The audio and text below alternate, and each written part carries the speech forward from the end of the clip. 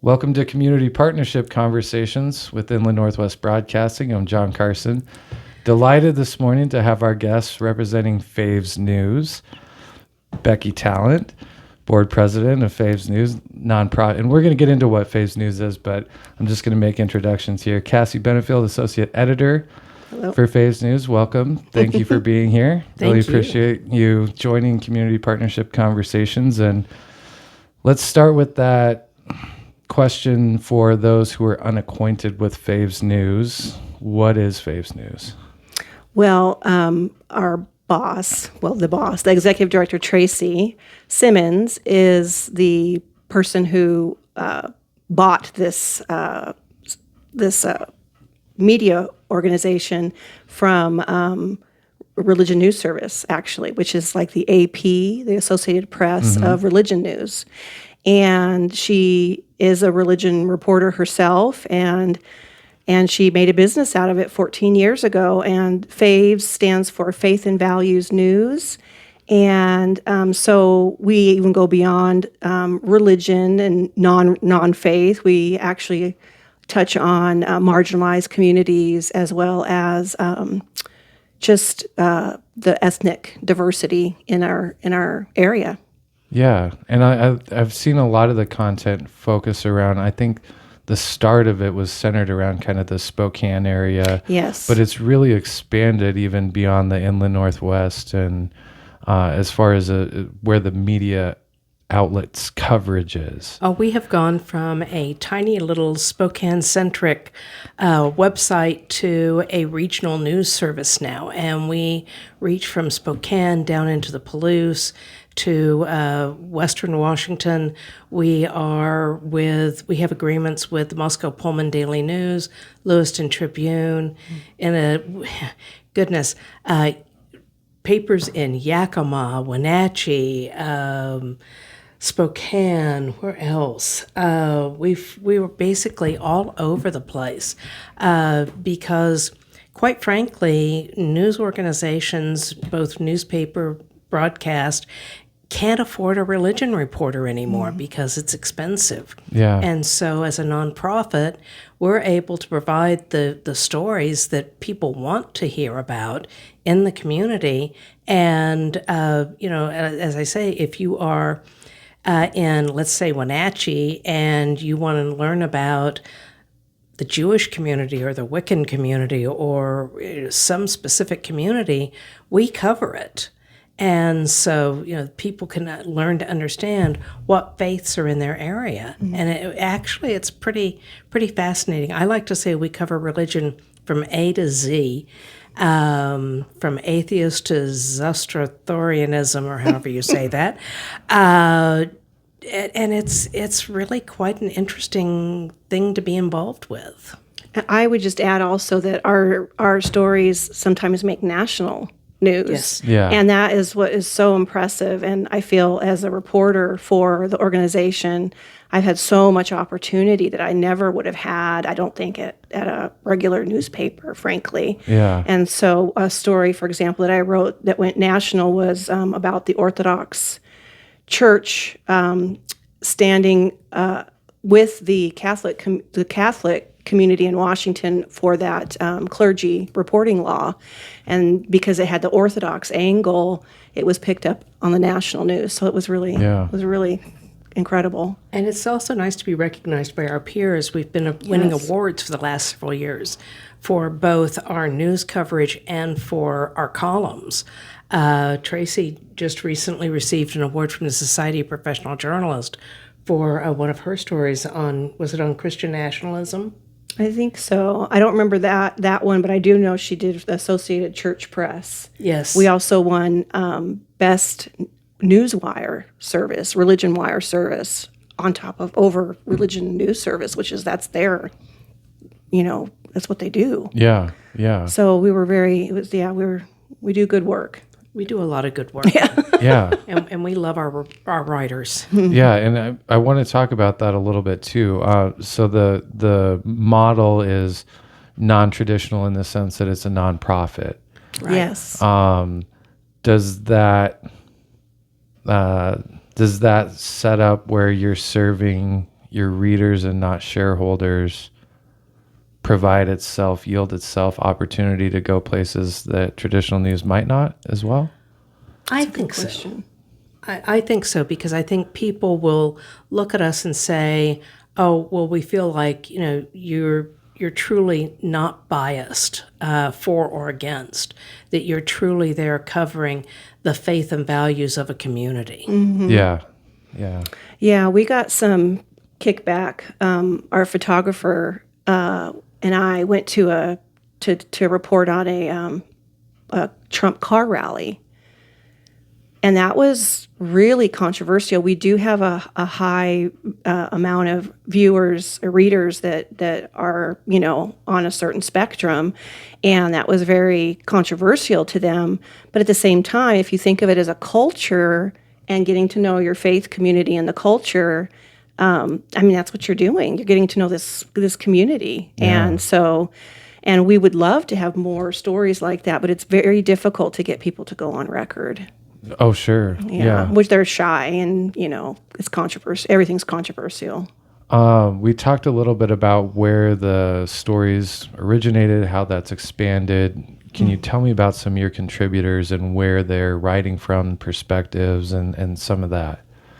We have several people who've been with us for a long time here or in Spokane, Pullman, Moscow, but we're just now starting to get people in Boise and Seattle. Yeah, that's right. We've got We have an awesome Tacoma now, and we're looking for a reporter for Eastern Idaho because Central Washington. Yes, I mean we are really trying to put our reporters out, and most of our reporters are freelance reporters who will sell us a story. Sure. We also have columnists, and I'm a columnist, and each columnist tends to write from their particular point of view. It's like I write about the Native American community. And so it's unique in that respect as well, because we have people we have one writer who is Baha'i, who only writes about the Baha'i faith. And now most people I know will say, what? Right. And Baha'i really is an old religion, and it's just in the last 30 years started making inroads in the United States. Native American culture is its own universe, and so I cover it along with a couple of other people. We also have the Ask columns that we're trying to kind of reboot, and that you can ask a Catholic, you can ask an Eastern Orthodox Christian, you can ask a evangelical Christian, you can ask a Jew, you can ask a LDS. I mean, Islam. Anybody, and then if somebody has a specific faith that isn't represented, we would love to, and loves to write, we would love to meet them.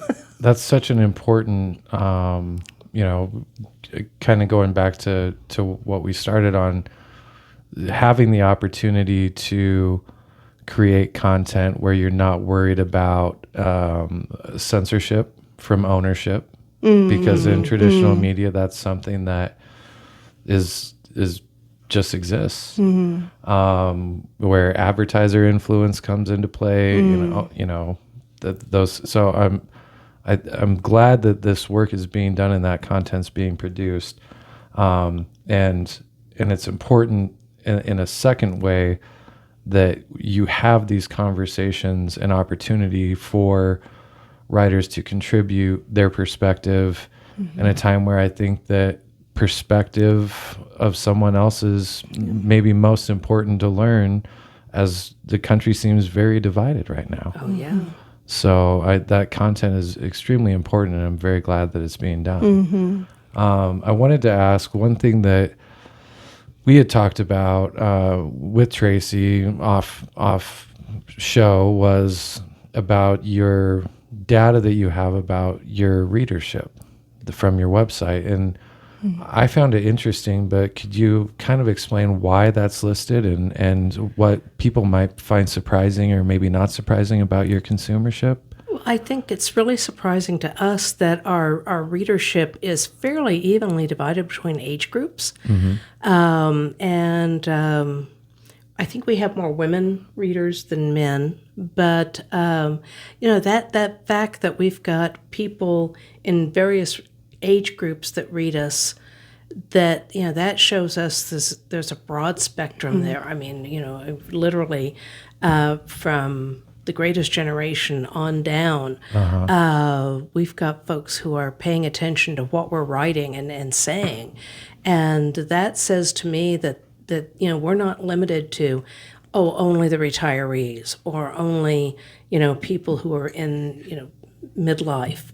There are people who are much younger who are very, very interested in our topics and want to know more. And it's like I had somebody recently ask me, well, why do you cover atheist? Atheist isn't a religion.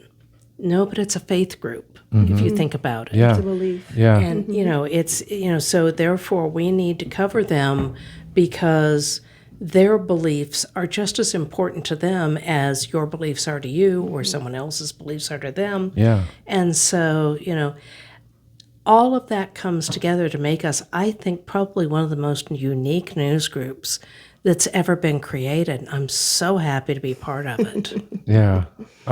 That's fascinating. And I definitely appreciated seeing that and in doing some research before on a project we're going to talk about, and that is the book club.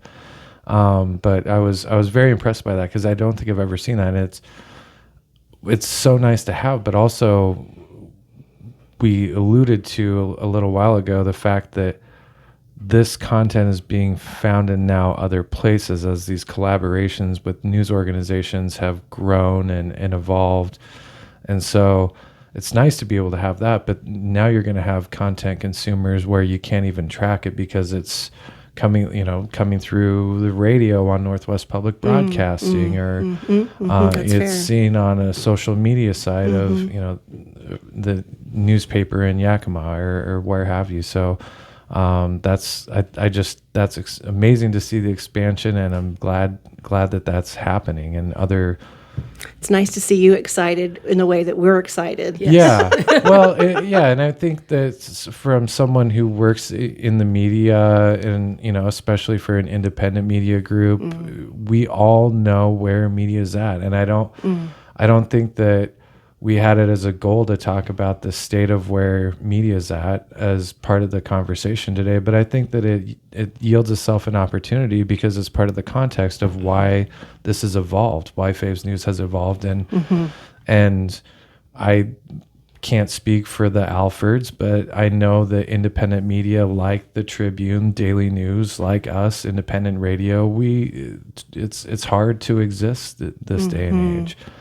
Revenue ain't what it used to be, sort of situation, and so it's harder and harder to come by, and to keep these local voices going and reflections of the community is really important. So And reporters are expensive. Yeah. Yeah. But what I also like about it too is it's awesome as media organizations to collaborate, because Yes. that's one of the things I really had found very distasteful in journalism is the competition. Yeah. Whereas if you have you have a niche, you're not in competition, you're in collaboration. And Yep. so I love that too. And I love the fact that we're collaborating with several other nonprofits. Yes. Including the Idaho Capital Sun, the Washington Standard, other nonprofit news groups that they're struggling just like we are to make sure that we have the money to, pay our reporters, to keep the lights on, to keep our website going. But they're saying, yes, we want to partner with you because you cover what we don't. Yep. And so we have an agreement. We can use their stories. They can use ours. It's really nice to see journalists actually working together, even though they work for different groups. Totally Yeah, agree. absolutely. And it's all for the benefit of our publics. Yeah, yeah, exactly. Having access to that information. I want to switch gears a little bit and talk about the book club. So, could you give us a little background on the book club evolution, Cassy, and how Sure. that came to be? Well, I'm an avid nonfiction reader, and so it just was a good fit for kind of my brain with the company, and it was a way of continuing our mission, which I love so much, and I kind of miss. We used to do these coffee talks where, if there was a controversial topic that was just getting a lot of voices, we would do like a panel discussion and invite people. And this is where you made friends with the Hindu person that you just didn't know, or the conservative Christian who does homeless work, or whatever. You're just mixing so much. And so the idea was to continue that feel with a book club that did topics based on faith and values. And the first book was, I think it's called The Book of Joy, and it's authored by the Dalai Lama, and he just passed, and I cannot remember his name. The South African Desmond Tutu. Thank you. And it was about their friendship and their relationship and how to have joy, and it was phenomenal. And I love Bishop Gretchen Rayberg of the Episcopal. She oversees the Episcopal churches in Idaho and Washington, in this area, and she just comes in, and she's one of the people that we got at the end of the book to talk about the difference between Buddhism and Christianity, and from the faith tradition that Desmond Tutu was from, and then the faith tradition that the Dalai Lama was from, and we have the Suravasti Abbey up in Newport, Washington, and they are Tibetan Buddhists. So they're down the line of the Dalai Lama. And so it's just incredible. I'm getting goose pimples. It's incredible that you can have this conversation. And it's not the most diverse region of the world, but it's, we're able to have these kinds of conversations. And so that's how it started. And then unfortunately it started at COVID. Yeah. And so that kind of went down. And then we haven't really started it back up. And we decided, because so many of our columnists actually are book writers, that we would do their books for a season. And so that's what we started with. And we're on our second book with, her name is Julia Dean, I'm sorry, Julia, if I say your name wrong. And she did 20 years to write a book about this charismatic faith renewal, and it's fall. And now we're moving on into a different book. So anyway, that's kind of how it started. If you have any questions, yeah. Oh, that's I can just go on and fantastic. on. Yeah. Oh, that's great. And I like the idea that the whole reason it started was, again, based around community, because and going back to the mission and the goals. So Julie Ferraro is a contributor? She's a columnist for us. Okay. And she predominantly covers Catholic issues. Okay. And she's very closely associated with the monastery at St. Gertrude down in Cottonwood. Okay. I would say she's their communications person. Okay. And so she has a column straight from that aspect, Benedictine aspect, and then she has her own kind of voice column. Okay. Yeah, for our website. And the book club's next book that's going to be done is one of Julie's books. It's one of Julie's books. It's the Wee Book of How Not to Be Beige, and it's drawn from the wisdom of Billy Connolly. And when I heard about this, I said, oh, I've got to read this, because I am a big Billy Connolly fan. For people who don't know him, an outrageous Scottish comedian, actor, who is so, his comedy is so profane that you often wonder why, someone who is so associated with the Catholic Church would glom onto that. But then when you read it, you find that Billy Connolly is now Sir Billy and has been through a lot of hardships, and the way he's pivoted and used that pivot to create joy.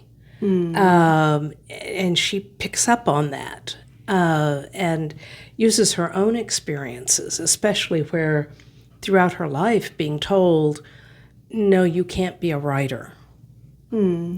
That, and as someone else who had that said to them, you can't be a writer. You're a woman. You can't be a writer. Yeah. Women of a certain age. Yeah. And, like me, apparently, Julie said, yeah, forget that. I'm going to do it anyway. Yeah. but how to take those moments and turn them and pivot and learn how to take something that could end up being very, very bad into something that can be good. And it's not for the faint of heart. And that's why the title, How Not to Be Beige. Right. How to learn how to grab hold of the reds, the blues, the yellows, the greens, and spin them into making your life more interesting.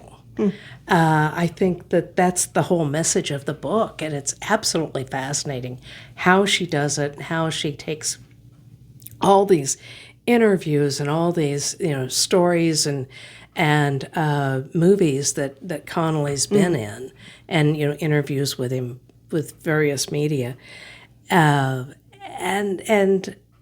how he twists and turns his own life, because he's had some things happen to him that most of us would just kind of crawl into a hole and say, wake me when it's over. Yeah. And he just lived out loud instead, especially when in his late 70s he was diagnosed with Parkinson's. And he kept on acting, and he kept on and doing his comedy until 2018, I think, when he retired from comedy because he had to, because of the Parkinson's. Yeah. Now he's an artist. He's reinvented himself again. Now he's an artist, living in Florida.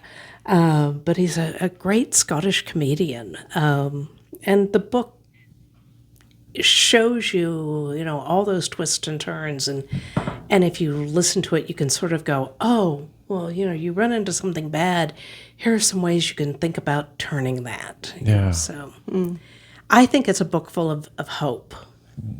I think that's something that's needed right now. Yeah, a lot of us could use this. Yeah. And there's an event too. So the book club has been done over Zoom. Yeah, Is that online. right? Yeah, Okay. And that will continue, right? Right, Okay. and that's to also invite others that are not just in the local Correct, region. yes. Yeah, easy for people Yes. that are at a distance. But there's an event that's going to be around the book club meeting for this book, and that's going to be in local. person, yeah. Local, right It's around the going- Palouse. It's going to be at 7 p.m. in the evening on September 10th, and it will be in the Fellowship Hall of the Unitarian Universalist Church. They are one of our sponsors Here in Moscow. And Julie will be on hand to meet and greet and talk about the book. And after you read it, there are a lot of questions I want to ask. I promise not to hog. But it will be an open time for her to come and talk, and for people to ask her questions and to learn more about, how she developed her philosophy based off of all those interviews that Billy did. Yeah. That's it.